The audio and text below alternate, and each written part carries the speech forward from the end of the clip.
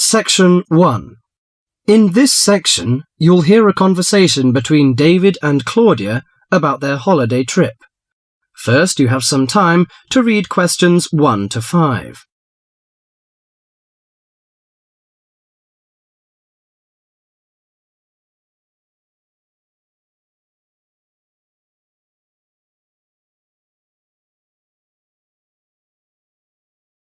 Now listen to the conversation and answer questions 1 to 5. Well, Claudia, our first semester at university is almost over. I can't wait for the holidays. Oh, me too. Why don't we go somewhere far away and forget about lectures and essays and all that hard work? Sounds good to me. How about if we go to the coast? It would be great to do some swimming and surfing. The coast would be good, but let's look at our other options. There are the mountains. They're nice and cool at this time of year. There's also the desert, which I really enjoyed last year. What about going to Sydney? I've never been there, and they say it's a great city to visit. Well, I agree. Sydney would be good, but there are too many tourists there at this time of year, and I'd rather get away from buildings and cars. I vote for the mountains. All right, then, let's do that. Now, we have to decide where we're going to stay and how we're going to get there. Any suggestions? Well, for places to stay, there are the usual places, motels, hotels, and youth hostels.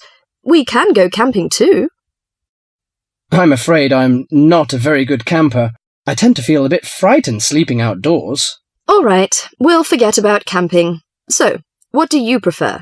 Well, since neither of us has a lot of money, I don't think a hotel or motel would be possible. How about a youth hostel? Oh, I'd rather not go to a youth hostel. They're cramped and noisy, and the person in the bed next to you might be a snorer.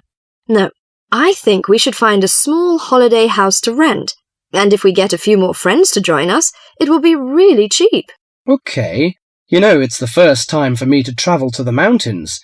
What do you suggest to take? Mosquito net, I guess. Mosquito net is useful, but I don't want to add more weight to our luggage.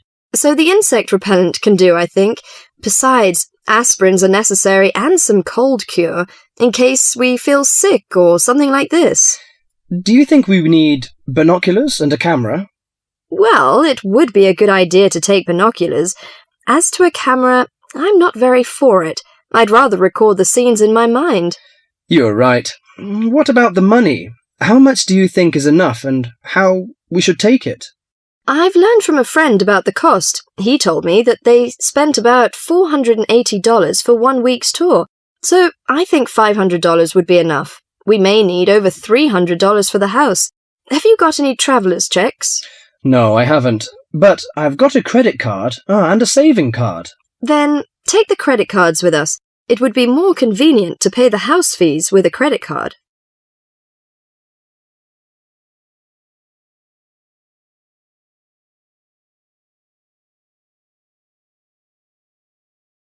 Before the rest of the conversation, you have some time to read questions 6 to 10.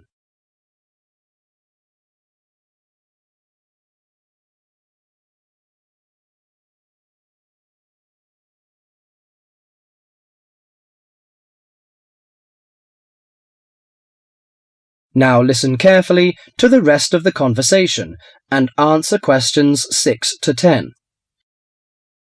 Oh, I nearly forgot the date. How long will we have before we have to be back here on campus? Under a week, I think. We'll leave on the 14th of April and come back on the 21st, because you know we'll start to study on the 22nd. Do you know the definite locations of some holiday houses? I suppose it would be nice if we book in advance. Yes. Look at this brochure here. It says that there are several holiday houses near the mountains. I prefer the one near the woods. It's situated right across the road from the rainforest park. That sounds good. We can easily go to the rainforest park then. Do you know what else we can do there besides visiting the park? I know that many people go there for bushwalking, but you need a good pair of walking boots, of course. Are there any dangers in the bushes? I'm a little frightened. In fact, there's no need to be nervous of the bushes, provided that you treat it with respect and common sense. Most of the animals and wildlife are gentle and harmless. There are venomous snakes to be aware of, but really they're much more frightened of you than you are of them. The other thing is that certain plants can cause irritation if you touch them with bare skin. I see. Well, I can't wait for the coming holiday. That is the end of section 1.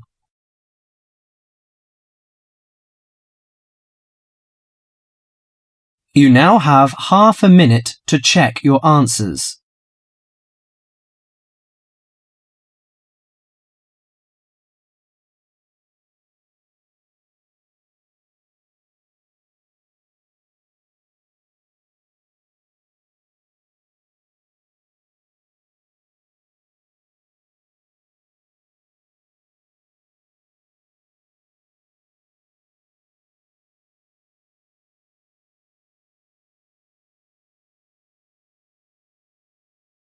Section 2.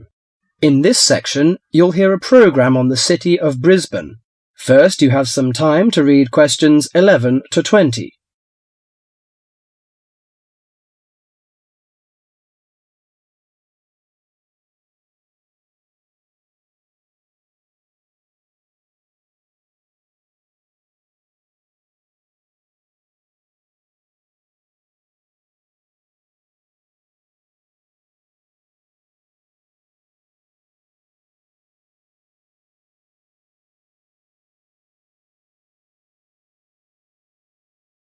Now listen to the conversation and answer questions 11 to 20. Today in our Around the World programme, Mr. White is going to recommend a charming city to you, Brisbane.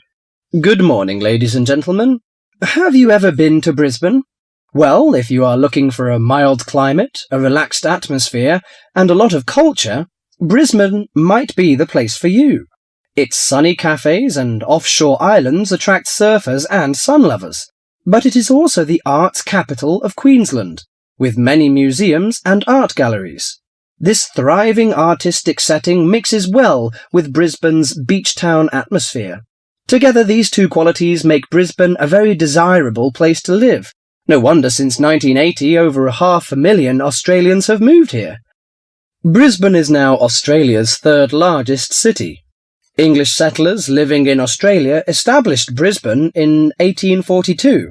At that time, more than 100,000 Aboriginal Australians were living in Queensland. As the settlers discovered Queensland's resources, more and more of them moved in. Regretfully, the settlers drove the Aboriginal Australians from their lands. By 1859, Brisbane had grown into a prosperous city. In 1988, the world watched as Brisbane hosted the World Expo.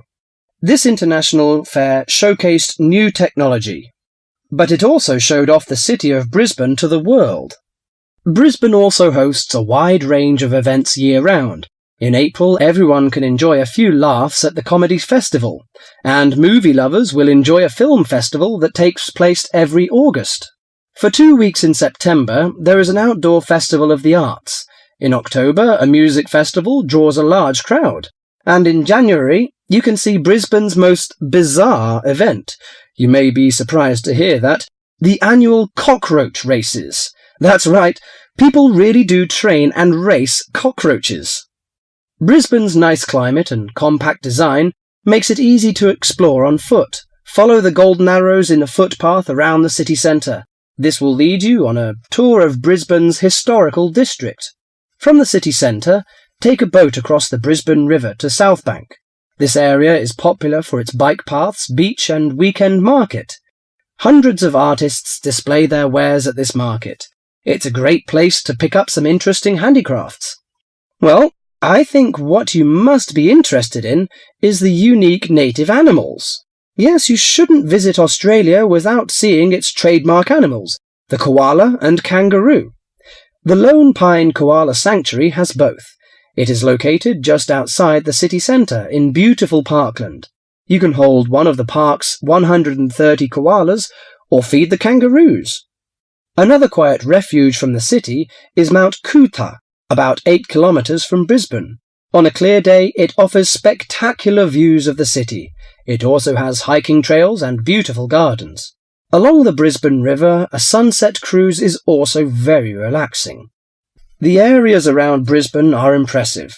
A coastal drive south of Brisbane will take you along the Gold Coast. This famous coastline boasts some of Australia's best beaches. Stradbroke Island is another easy day trip from Brisbane. A cliff on the island called Point Lookout offers a great view. From there you can see dolphins swimming below. Brisbane Forest Park, to the north of Brisbane, is a great place for hiking and camping. These great getaways, along with Brisbane's own laid-back charm, make this city an ideal place to visit. That is the end of section 2.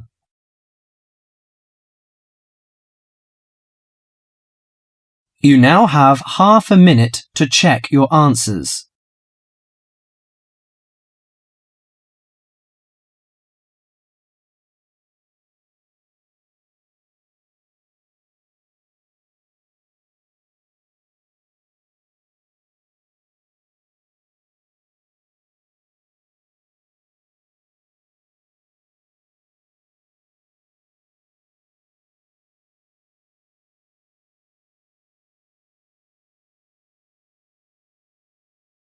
Section 3.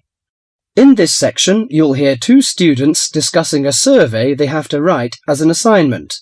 First, you have some time to read questions 21 to 30.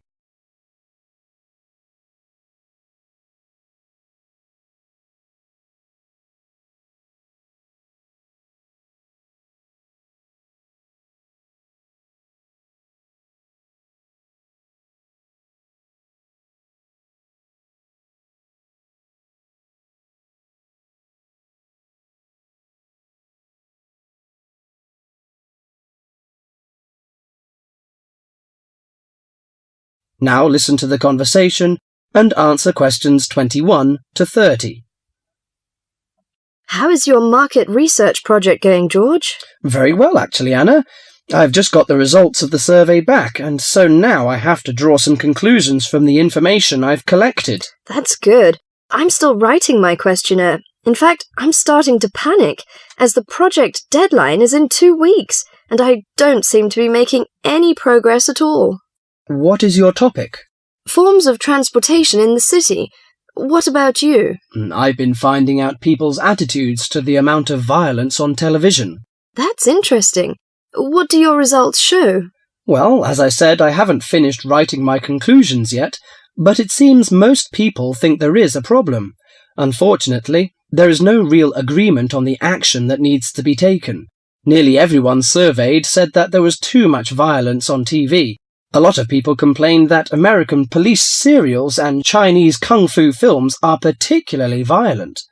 The main objection seems to be that, although a lot of people get shot, stabbed, decapitated and so on, films never show the consequences of this violence. Although people die and get horribly injured, nobody seems to suffer or live with the injuries. Any children watching might take the heroes of these programs as role models and copy their behaviour. So, what did most people suggest should be done? A lot of people were concerned about how these films affect children. They are particularly worried that children will try to behave like the stars. The survey shows that violent programs should be broadcast after 10 p.m, when most children are already in bed. There is also a significant minority of people who feel that violent films should be banned altogether. Or how did people feel about the violence on news broadcasts? Most of the responses I have looked at have felt that violence on news broadcasts is more acceptable, as it's real. Although it's unpleasant, it is important to keep in touch with reality. Still, many people thought that it would be better to restrict violent scenes to late viewing. Your survey sounds very good. How many people filled it in? I gave out 120 and I got 70 back. That's a very high rate of return. Who did you give your questionnaires to? I gave a copy to every student in my hall of residence and a few to friends from other colleges. Don't you think that this will influence your results? How do you mean? The people in your hall of residence are all about the same age. They're all students and from similar backgrounds. Therefore, it is likely that they will have similar opinions. Your results represent student opinion, not public opinion. So how are you going to do your research? Well, I'm going to interview my respondents in the shopping mall. What I'll do is ask people if they have 5 minutes to spare to answer a few questions. If they agree, I will ask them some multiple-choice questions and tick off their answers on my sheet. Isn't it very difficult to ask meaningful questions using multiple choice? Yes, it is. The secret to writing a successful survey is to write simple multiple-choice questions that target the information you're looking for. There, it's better to write a lot of short, specific questions than longer general ones. So that's why it is taking you so long to write. Yeah, but I hope I'll be ready to start interviewing at the weekend. That is the end of section 3.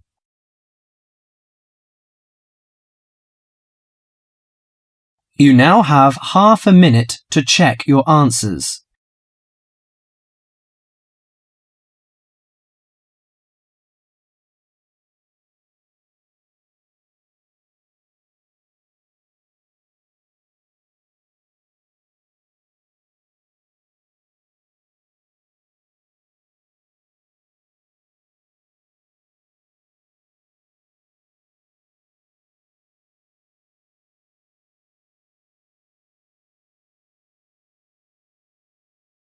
Section 4.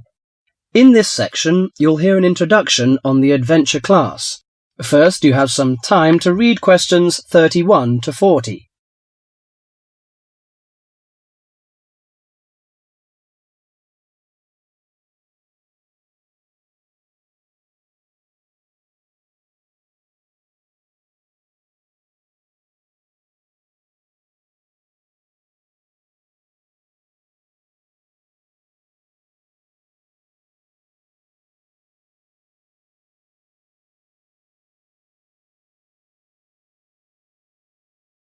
Now listen to the conversation and answer questions 31 to 40.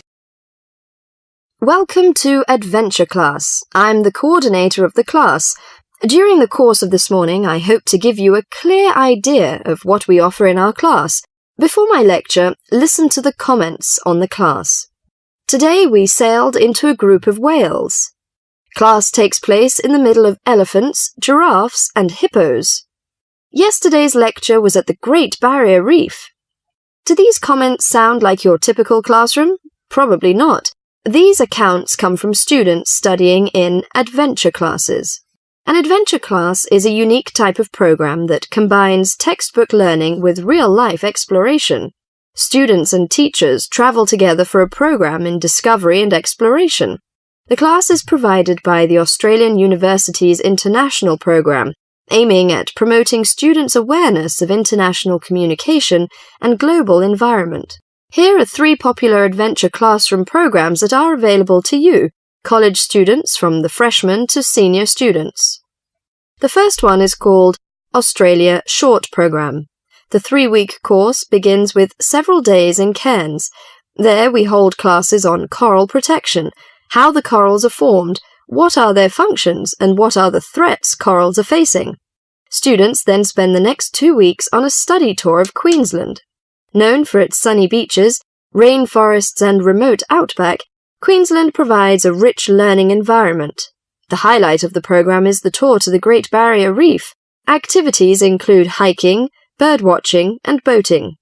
By experiencing local culture up close, students explore the connection between local people and the environment. 6 semester credits are given by the Australian University's International Program, and the tuition fee is $1,950. African Safari Program is another popular class. Kenya's stunning wilderness becomes the classroom for students in the African Safari Program. The 5-week course is set on the beautiful 20-acre campus of Australia International University in Nairobi. University professors combine classroom instruction with hands-on experience to teach wildlife management. In addition to classwork, students take trips to famous places such as Mount Kilimanjaro and Victoria Falls. Students also experience African culture through trips to local villages and Nairobi's city centre. But for most students, the safaris are the highlight of the course. The program includes 3 or 4 safaris. During each safari, participants camp outdoors for up to 6 days. One of the most popular destinations is the Masai Mara Game Reserve. An amazing collection of wildlife lives on the reserve. Students study elephants, zebras, giraffes, rhinos, and other exotic animals in their natural habitat. Those who take the course gain many wonderful memories and a greater appreciation for the Earth's natural resources. Students earn 8 college credits for the program. The cost of tuition is $4,950. The last on the list is Sea Education Association, SEA. The SEA program is a one-of-a-kind opportunity where students live and learn aboard a tall ship. The course combines ocean research with instruction and personal experience in sailing. After careful instruction, both on shore and at sea, the participants begin practicing what they've learned. Everyone on board takes turns operating and navigating a 134-foot sailing ship. That is the most outstanding. Life at sea is non-stop, so everyone is assigned to a watch. During that time, students work in the lab, in the kitchen, on deck, or in the engine room. Each watch group includes 8 people who rotate throughout a 24-hour schedule. They learn how to live at sea and how to work together as a team. Students can choose from 3 programs in different locations, each about 3 weeks long. College credit is awarded, and the cost is $3,600. Is an adventure classroom for you? If the idea of learning through adventure interests you, you might want to apply. It would certainly be an experience you would never forget. That is the end of section 4.